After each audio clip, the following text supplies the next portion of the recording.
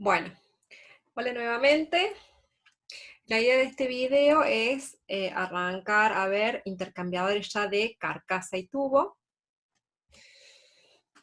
Entonces, dentro del listado que les había mostrado inicialmente, los intercambiadores que íbamos a ver, conmigo este es el segundo que vemos. Ya vimos intercambiadores de doble tubo y ahora vamos a ver intercambiadores de carcasa y tubo, que son los intercambiadores que abarcan este listado de los que vemos, son los intercambiadores más comúnmente encontrados, más empleados en la industria. ¿Sí? Bien, un intercambiador, a ver qué corro esto, un intercambiador de carcasa y tubo, esperen que necesito sacar esto de la imagen de ustedes, ¿no? Ustedes lo verán. Bueno, no hay mucho para ver igual en... un intercambiador de carcasa y tubo, entonces vendría a ser algo así como la evolución de los intercambiadores de doble tubo que habíamos visto anteriormente, porque los intercambiadores de doble tubo están limitados en las aplicaciones, porque están destinados a aquellas aplicaciones en las que se requieran pequeñas cantidades de calor a intercambiar. Entonces, en el caso de que se requieran equipos más grandes, si tuviésemos intercambiadores de doble tubo, sería necesario empezar a colocar unidades en paralelo. Y eso conllevaría tener un equipo bastante menos compacto y con mayor dificultad de mantenimiento, ¿sí? O sea, un equipo mucho más con muchos más equipos en paralelo. Entonces, la opción a eso, para evitar todo ese tipo de inconvenientes, se recurre a este tipo de intercambiadores, que son los intercambiadores llamados de carcasa y tubo. ¿En qué consiste? Bueno, este tipo de intercambiador es un intercambiador que consiste en un tubo de gran diámetro que recibiría el nombre de coraza o de carcasa, que está cerrado en sus extremos por las que se denominan placas portatubos, que son de un espesor bastante considerable estas placas, y que están atravesadas por tubos que van a ser los tubos de intercambio de calor, ¿sí? La unión entre los tubos y estas placas suele ser clave para que no haya pérdidas, ¿sí? Pueden estar soldadas o algo que se llama mandriladas, ¿sí? Mandrilados los tubos a las placas. Entonces, por un sector, o sea, un fluido va a circular a través del interior de los tubos, y el otro fluido va a circular por el área comprendida entre este tubo externo o carcasa y el diámetro externo de todos los tubos, ¿sí? Entonces, como habíamos visto en los intercambiadores de doble tubo, el área de intercambio, ¿cuál era? Era el diámetro externo del tubo interno. Bien, acá, ¿cuál va a ser el área de intercambio? La suma de todas las áreas externas de los tubos internos, ¿sí? Del paquete de tubos. Esa va a ser el área de intercambio propiamente dicho de la transferencia de calor. Entonces, en el caso de los tubos, para que el fluido circule a través de los tubos, va a entrar por el que se denomina el cabezal del intercambiador, ¿sí? Entonces, en este caso, tenemos un cabezal con entradas axiales, a través del cual va a circular el fluido a través de los tubos. En este caso es de doble paso, por eso tiene la entrada y la salida del mismo lado. Entonces, entra el fluido, circula a través de los tubos, acá tiene que haber un bafle que divida, y el fluido va a regresar a través de los tubos de abajo y va a salir por el cabezal, por el mismo cabezal, por la otra salida. Y para el caso de la carcasa, el ingreso va a ser por aquí y la salida va a ser por aquí abajo. O viceversa, depende del proceso. Bien.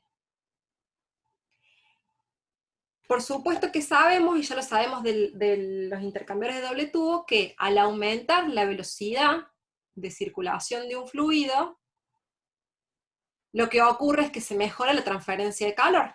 Entonces, si nosotros hacemos circular el fluido de carcasa a través de la carcasa, sin poner ninguna restricción al pasaje de ese flujo, entonces la circulación sería bastante poco turbulenta en el caso de que este espacio sea grande.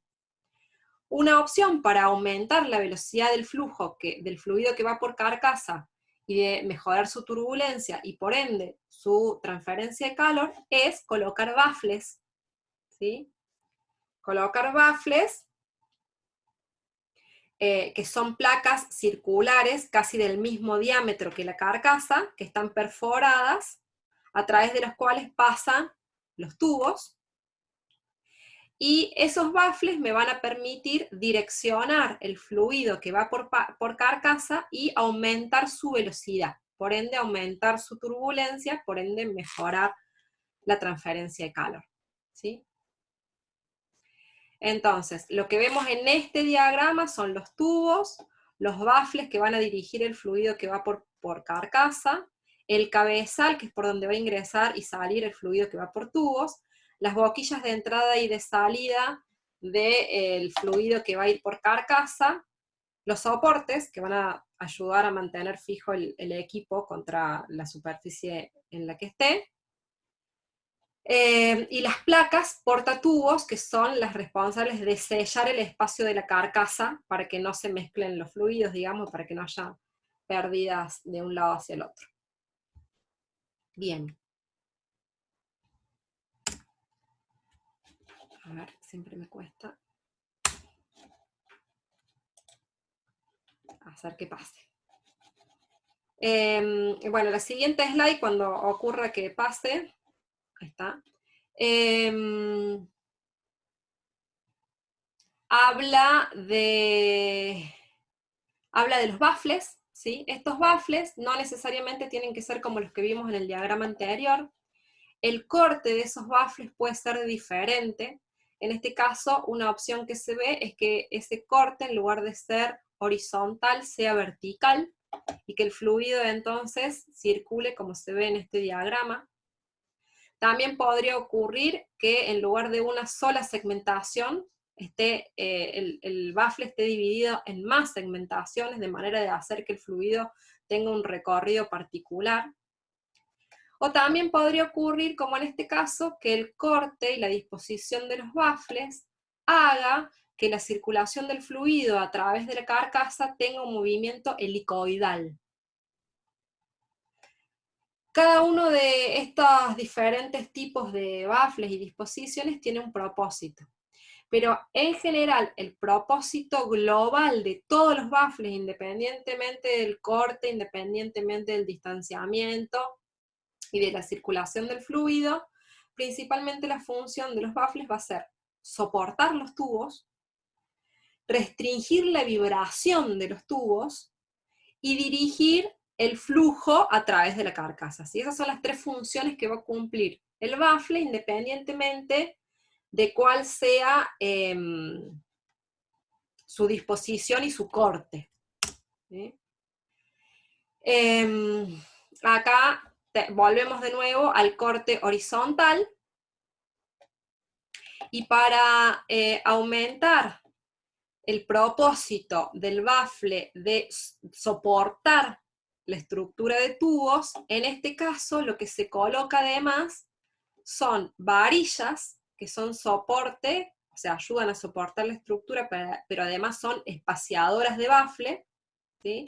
En el caso de que haya mucha vibración, en el caso de que se necesite soportar mejor el equipo, esa es una opción, poner varillas espaciadoras, o fajas longitudinales que cumplen también una doble función de mejorar el soporte del paquete de tubos, pero que además, ya vamos a verlo más adelante, pero que también lo que hacen es que si se generase una corriente de flujo del fluido que va por carcasa, que quisiera pasar a través de los costados del baffle donde por ejemplo en este caso se ve que no hay tubos, porque no se ven los agujeros en las placas, portatubos o en los baffles para el pasaje de tubos, entonces en ese caso todo el flujo que se desvíe a través de esta área sería ineficiente. Entonces, estas fajas longitudinales tienen la doble función de soportar y redirigir el flujo para que el flujo pase a través del paquete de tubos, de manera que la transferencia de calor sea lo más eficiente posible. Y acá lo que vemos son los distintos tipos de baffles, ¿sí? Habíamos visto anteriormente que los baffles podían ser horizontales o verticales, ¿sí? En el caso de que quisiera poner un baffle vertical, por ejemplo, puede pasar que necesito poner un baffle vertical si, por ejemplo, tuviese el caso de condensadores, vaporizadores, o fluidos que manejen algún tipo de sólido en suspensión, ¿sí? Porque este tipo de disposición hace que se minimicen las bolsas que se pueden generar en el pasaje de flujo hacia arriba y hacia abajo, que atrapen, bolsas que, o sea, en el caso, por ejemplo, este caso, bolsas que atrapen sedimentos o vapores y que reduzcan la superficie efectiva de transferencia, digamos. ¿Sí? Entonces, en ese caso, me convendría ir a este tipo de corte vertical. En cambio, si, por ejemplo, estuviese calentando o enfriando, algo que en este caso no se condensa ni se vaporiza, o sea, estoy hablando de un intercambiador de calor, y que tenga un amplio rango de temperatura, en ese caso me convendría este tipo de corte de baffle y de disposición, porque en el anterior, en el vertical, lo que puede ocurrir es la estratificación del fluido, ¿sí? Entonces, por ejemplo, esos serían ejemplos de cuándo pondría una disposición y cuándo pondría otra. También existe la posibilidad de que esto esté rotado y que en lugar de estar horizontal o vertical, esté a 45 grados. ¿Sí?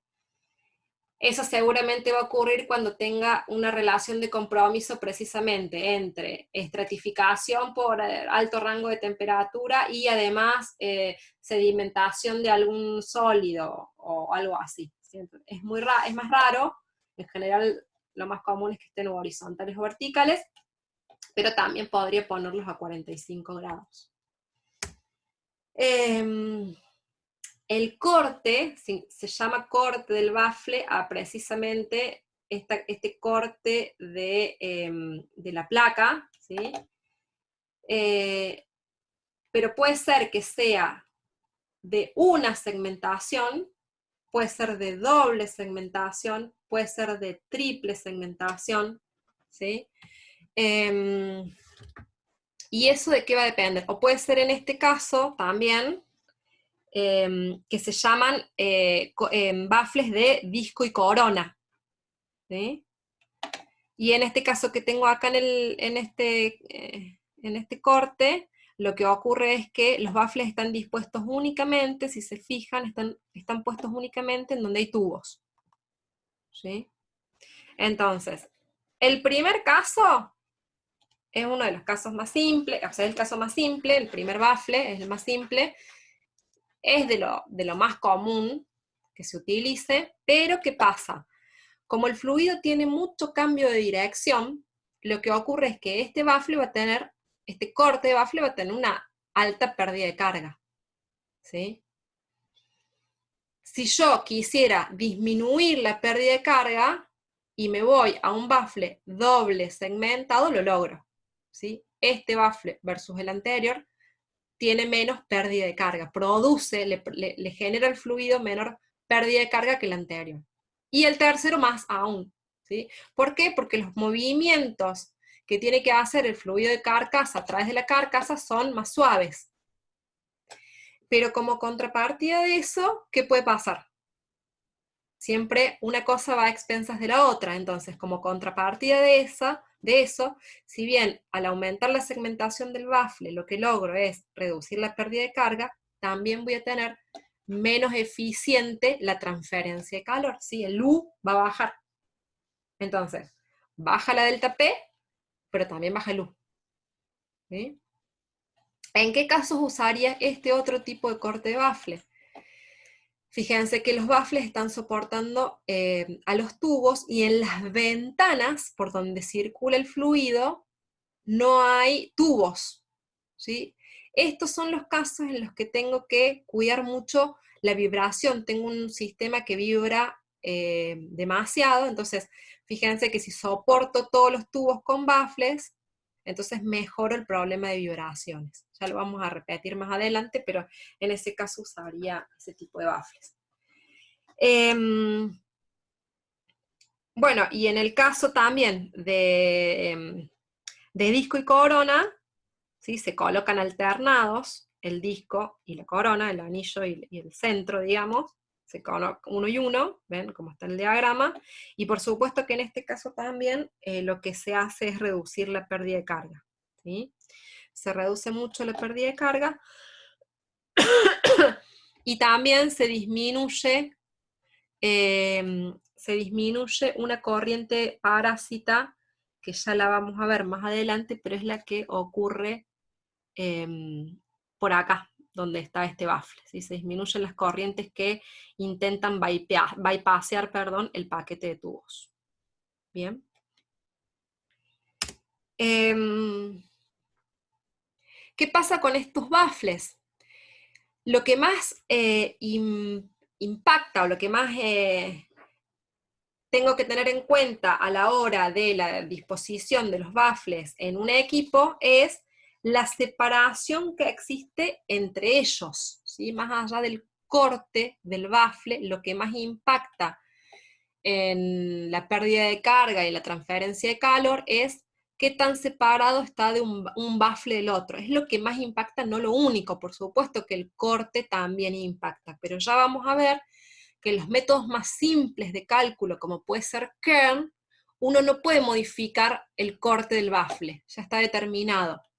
Recién en métodos un poco más complejos, como Bell-Delaware, recién ahí podríamos empezar a tener en cuenta lo que es el corte de bafle.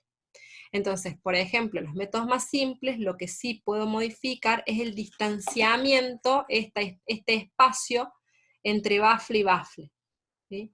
De manera que si yo, en este caso, por ejemplo, que es el caso en el que tengo mayor pérdida de carga, quisiera disminuir esa pérdida de carga, una opción, ¿cuál sería? Sería aumentar la distancia entre bafle y bafle, de manera que la pérdida de carga disminuya, ¿sí? Pero ¿qué pasa? También existen recomendaciones, ¿se acuerdan que yo les había dicho ya que para todo íbamos a tener alguna norma que nos ayude?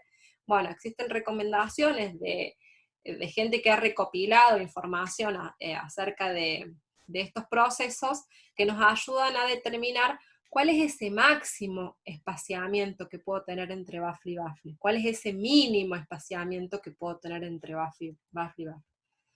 Entonces acá, lo que ven, estoy tomando mate obviamente, lo que ven son tablas que nos ayudan, estas tablas están en los libros, pero de todos modos ya van a ver que hay un valor que lo van a tener que saber ustedes, así que no les va a hacer falta tanto la tabla, pero existen tablas y guías que nos ayudan a determinar, de acuerdo al diámetro del tubo, cuál es el espaciamiento máximo recomendado, ¿sí? Para que esos tubos no estén soportados. ¿Por qué? Porque si no están soportados empiezan a vibrar, ¿sí? Entonces, hay tablas que nos guían en cuanto a cuál es ese distanciamiento máximo. En este caso es para intercambiadores de calor, que fíjense que además tienen en cuenta el material de construcción, y también existen tablas, este es de Normatema, las dos seguramente están basadas en Normatema, este es creo que es del CAO, o es del CAO o es del CAN. Esta tabla de aquí abajo es también sugerencias de distanciamientos para determinados diámetros de tubería. Para el caso de equipos con vaporización o condensación, ¿sí? Entonces, eso ya nos va ayudando a poder diseñar. Esta es una foto de planta real, más real de lo que serían los tubos, los bafles. Estas que están acá señaladas, fíjense que son las barras de soportes y estas barras que ayudan a soportar y a espaciar los bafles. Y esto yo no lo llego a leer, acá, bafle longitudinal, ¿sí? Esto que está acá es un bafle, pero que en este caso va a dividir longitudinalmente. ¿Por qué? Porque entonces esta carcasa va a tener más de un paso, ¿sí? El fluido que vaya a través de la carcasa va a entrar por alguna conexión axial, va a recorrer los bafles, en este caso fíjense que el corte es vertical, va a recorrer los bafles, va a bajar, ¿sí? Y va a recorrer en el otro sentido la parte de abajo del intercambiador. Ya lo vamos a ver.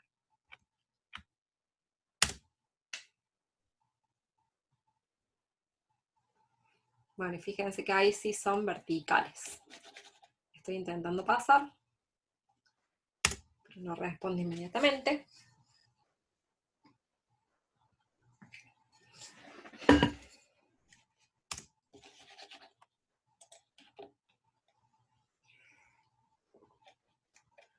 No tengo encima acá cuál es la slide que sigue, no me la acuerdo. Si no les diría, pero bueno, seguramente es de bafles verticales, en donde, creo que es de bafles verticales. No, perdón. Acá simplemente mostrarles, voy a pasarlo ya, pero acá simplemente mostrarles que esos bafles, bien, esto puede pasar, estos bafles también pueden llegar a tener estas ranuras que son para el caso de que tengamos condensadores, para que pueda circular y drenar el condensado, ¿sí? Que no va a ser eficiente para la transferencia de calor. Y este otro tipo de bafles, fíjense qué particulares que son los que son bafles en espiral, ¿sí? Tienen muchísimas ventajas este tipo de bafles, porque antes hablábamos de que el corte horizontal, simple segmentado, podía hacer, o el corte vertical no importa, el más común es el horizontal, pero digamos, el corte simple segmentado lo que va a hacer es que tenga mucha pérdida de carga. Y si me voy a un corte más segmentado, a un bafle más segmentado, lo que puede hacer es que tenga menos pérdida de carga, pero menos transferencia de calor también. Bueno, los bafles en espiral tienen la gran ventaja de que tienen las dos cosas muy optimizadas. Entonces, disminuye el ensuciamiento porque va barriendo en su paso y no genera estratificaciones. Aumenta el tiempo de funcionamiento del equipo precisamente porque disminuye el ensuciamiento. Disminuye la pérdida de carga, o sea, tiene mucha menos pérdida de carga porque la circulación del flujo no tiene estos cambios bruscos de dirección. Evita corrientes parásitas, precisamente por eso, hace un recorrido que va barriendo todo el paquete de tubos. Hace más efectivo el equipo y disminuye el tamaño, es decir, mejora la transferencia de calor. Siempre que se mejore el U, se mejora la transferencia de calor, baja el área requerida, el área necesaria para hacer la transferencia. Entonces, tiene muchísimas ventajas este tipo de baffles, pero, como todo, tiene que tener alguna desventaja, y es que es una tecnología no conocida, ¿sí? O sea, tiene un costo muy elevado de armado, es una tecnología mucho más especializada, no cualquiera lo va a hacer. Entonces, bueno, si bien son mucho más eficientes, también son más difíciles de encontrar. La verdad es que no es que se vean, no es que es algo tan común en la industria. Sepan, sí, que una opción es hacer este diseño de baffles en espiral. Lo que pasa es que las ecuaciones con las que contamos no contemplan, entonces va a tener que ser un diseño mucho más especializado, van a tener que recurrir seguramente a una empresa de diseño más especializada. Fíjense que acá lo que compara es la comparación de ensuciamiento entre baffles planos y baffles en espiral. O sea, lo que sí se sabe es que acá también este gráfico va apuntado a lo mismo, al tiempo de funcionamiento de un intercambiador convencional con los baffles convencionales versus el tiempo de funcionamiento que puedo tener con un intercambiador que tenga este tipo de baffles en espiral. Son muy buenos, sépanlo, los tienen que conocer, nosotros no los contemplamos dentro de nuestros diseños porque las ecuaciones que tenemos y el paquete de diseño más básico está apuntado a los baffles más convencionales. Pero ustedes como ingenieros tienen que saber que existe esta chance. En el caso de que lo crean conveniente, deberían considerarla, digamos. Bien. ¿Y qué pasa con el corte en sí? Porque hablamos del espaciamiento. El espaciamiento del baffle debe tener, ya les comenté algo de que debe tener un mínimo y un máximo. Y el corte del baffle también, ¿sí? Los cortes de los baffles varían entre un 15% y un 25%. Y se expresa como la relación entre la altura del segmento libre sobre el diámetro interior de la carcasa, ¿sí? Entonces, el corte del baffle es ese espacio libre por donde va a pasar el fluido sobre el diámetro total que podría tener esa placa, ¿sí? Entonces, son dos cosas. Una cosa es el corte de baffle y otra cosa es la separación entre los baffles. Todo eso va a hacer que el recorrido o el flujo del fluido que va por carcasa tenga más o menos velocidad, tenga más o menos caída de presión, tenga más o menos eficiencia de transferencia de calor, ¿sí? Entonces, y la separación entre los baffles y no el corte de baffle determina la velocidad efectiva del fluido que va por carcasa, es decir, que es más importante, es más lo que influye con respecto al fluido que va por carcasa, la separación de los baffles, ¿sí? Porque el corte de los baffles me voy a mantener en esto. Y por lo tanto tiene la mayor influencia sobre la pérdida de carga de la carcasa. Los baffles segmentados no deben estar a menor distancia que 1/5 del diámetro de carcasa, o 50,8 milímetros, lo que sea mayor, ¿sí? Entonces ahí ya nos da un espacio, un criterio de diseño, esto que tenemos que empezar a ver. Si yo tengo que elegir a qué tan distanciado van a estar los baffles, bueno, me puedo mover hasta como mínimo lo cerquita que pueden estar un baffle del otro, de manera que si están muy cerquita, el flujo de la carcasa va a ser más turbulento, va a tener más velocidad y va a tener más caída de presión. Bueno, puedo acercarlos tanto como 1/5 del diámetro de carcasa o 50,8 milímetros, lo que sea mayor, ¿sí? Porque si el diámetro total de carcasa es chico, entonces si no podría hacer un acercamiento más chico. No, puedo acercar como máximo esto. Y como contraparte, y esto es lo mínimo que puedo acercar los baffles. ¿Cuánto es lo máximo? ¿Cuánto es lo más separado que pueden estar? Bueno, acá de nuevo tengo una referencia con respecto al diámetro exterior del caño usado, puedo estar 74 por ese diámetro a la 0,75.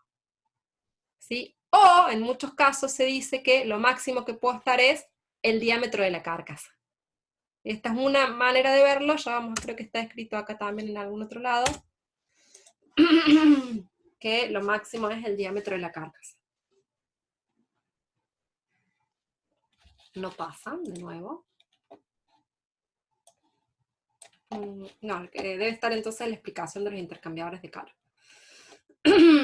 Bien, velocidades de flujo cruzado y flujo en la ventana del baffle. ¿Qué sería flujo cruzado?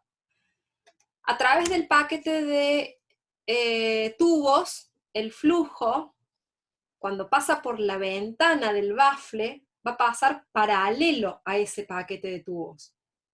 Y cuando pasa en el área comprendida entre baffle y baffle, va a pasar perpendicular al paquete de tubos. Bueno, se asume que que las velocidades de flujo en la ventana del baffle versus la velocidad de flujo cruzado, que sería a través del paquete de tubos, debe ser lo más parecida posible. En la próxima slide veríamos por qué, pero preferiblemente debe estar dentro del 20%. Si difieren en más que eso, las repetidas aceleraciones y desaceleraciones a lo largo del equipo resultan en una deficiente conversión de la delta P en transferencia de calor. Acá está. Fíjense, en el gráfico A dice que el corte de bafle es pequeño, ¿sí? En este gráfico se simboliza un corte de bafle pequeño. En el B, un corte de bafle demasiado grande. En el C, un espaciado pequeño, y en el D, un espacio demasiado grande. Entonces, en estos dos casos, fíjense que lo que ocurre es que al ser el corte demasiado pequeño, se estrangula el flujo y genera un montón de lo que se denominan corrientes parásitas, ¿sí? Que no aportan verdaderamente al flujo cruzado entre el fluido que va por carcasa y el paquete de tubos. O en este caso, por el contrario, al ser demasiado el corte, también lo que ocurre es generación de corrientes parásitas y que ese flujo efectivo de transferencia de calor, que vendría a ser el flujo representado en el medio, se disminuye también. En el caso en el que este flujo es un flujo troncal, sin la generación de estas corrientes parásitas, que se maximiza ese flujo cruzado, en este caso, que es en el caso E, es cuando el corte y el espaciado son ideales. ¿Sí? Esto es para que se vea en la teoría, qué es lo que ocurre y por qué uno busca que el corte de bafle esté entre un determinado valor mínimo y un determinado valor máximo, y que el espaciado de bafles esté en un determinado valor mínimo y un determinado valor máximo, porque es de esa manera en la que el flujo en la que el flujo se mantiene más uniformemente cruzando el paquete de tubos como un flujo troncal, eficiente para la transferencia de calor. Entonces, en este caso se dice que la pérdida de carga que provoca el pasaje del flujo por carcasa a través del paquete de tubos, lo que se pierde como pérdida de esa energía que se da como pérdida de carga, está utilizada en la transferencia de calor. ¿Sí? Si no, en estos casos se pierde, en estos casos, por ejemplo, que reduzco mucho y hago mucha pérdida de carga, que hasta ahora dijimos que más pérdida de carga podía venir asociado con más velocidad por más turbulencia. Bueno, en este caso no estoy haciendo que esa pérdida de carga realmente sea eficiente para la transferencia de calor. ¿Sí? Entonces, perdí de carga, generé mayor pérdida de carga, pero no transferí proporcionalmente más calor. Fíjense que para un flujo turbulento, el H, el coeficiente de convección, que vendría a ser proporcional a la transferencia de calor, varía con la velocidad a la 0,6 o a la 0,7. Y el delta P a la 1,7 o a la 1,2. Entonces, generé mucha más delta P, pero no pude transferirlo a transferencia de calor, ¿sí? En este caso, por el efecto del corte y el espacio de los baffles. Y lo mismo para flujo laminar. Entonces, vemos que si se reduce el espaciado de los baffles, aumenta mucho más rápido el delta P que el H. Entonces, por eso es que me tengo que mantener en un espaciado de baffles determinado. ¿Sí? Hasta ahora veníamos siendo coherentes con decir que al aumentar la velocidad y al aumentar la turbulencia se generaba, íbamos siempre en dirección de mejorar la transferencia de calor, porque no estábamos hablando de una carcasa, estábamos hablando de tubos, porque hasta ahora vimos doble tubo. En este caso, en el caso de la carcasa, hay que tener cuidado porque si aumento demasiado el delta P restringiendo el espacio entre baffles, puede ser que no sea lo efectivo que necesito que sea. ¿Sí? Bien, esto simplemente para que ustedes lo vean más real, digamos. Ese es un intercambiador de carcasa y tubo, en ese caso con tubos en U. ¿sí? Fíjense lo grande que puede llegar a ser un intercambiador de calor. Para la fabricación de los intercambiadores de calor se utiliza una variedad de materiales, ¿sí? que van a depender mucho, por supuesto, de qué fluidos estoy utilizando. Estos son los que se denominan tubos en U, es el mismo tubo que se dobla, ¿sí? Para hacer, en este caso, cuántos pasos voy a tener por tubos, el fluido va a venir y va a pasar nuevamente a través de la carcasa, ¿sí? Entonces es de 2 pasos, ¿sí? Este intercambiador de calor. Ya vamos a ver qué ventajas y qué desventajas tiene, pero en este caso sería de 2 pasos. ¿Qué más decirles? El material de los tubos también va a depender, por supuesto, del fluido que se utilice. Los materiales más comunes son acero al carbono, los aceros aleados, los inoxidables, de bronce, bueno, hay varias, el Iconel, el Monel, hay varias aleaciones un poco más específicas. Y también puede llegar a ser para medios muy agresivos grafito, titanio, vidrio, ¿sí? Las placas portatubos, y los cabezales generalmente son del mismo material que los tubos, ¿sí? O con la misma resistencia, son recubiertas, si no. Y la carcasa de los intercambiadores generalmente son de acero al carbono, y también puede ser que sean recubiertas esas carcasas en el interior, por supuesto. Cuando los diámetros de la carcasa son menores que 24 pulgadas, se puede usar un caño estándar, ¿sí? Si no, si voy a diámetros más grandes, seguramente voy a tener que usar chapa, ¿sí? Bien, cuando los materiales, sea por ejemplo, de los tubos y la carcasa son distintos, se usan juntas, ¿sí? Juntas de expansión. Y todo lo que sea las varillas, esto no es la varilla, esto es un bafle longitudinal, pero las varillas, los bafles, todo lo que va en contacto con la carcasa, normalmente es del mismo material que la carcasa, ¿sí? Los diámetros de los tubos, generalmente, vamos a hablar de tubos de 3/4, 1 pulgada y media, eso sería lo más normal a encontrar en la industria, ¿sí? Pero también podría tener de 2 pulgadas, por ejemplo. Hasta ahora esto, y lo siguiente que nos queda ya es hablar de qué tipos de carcasas, qué tipos de cabezales, etc. Entonces, ahora corto acá y les grabo otro video con el resto para que no se haga tan largo.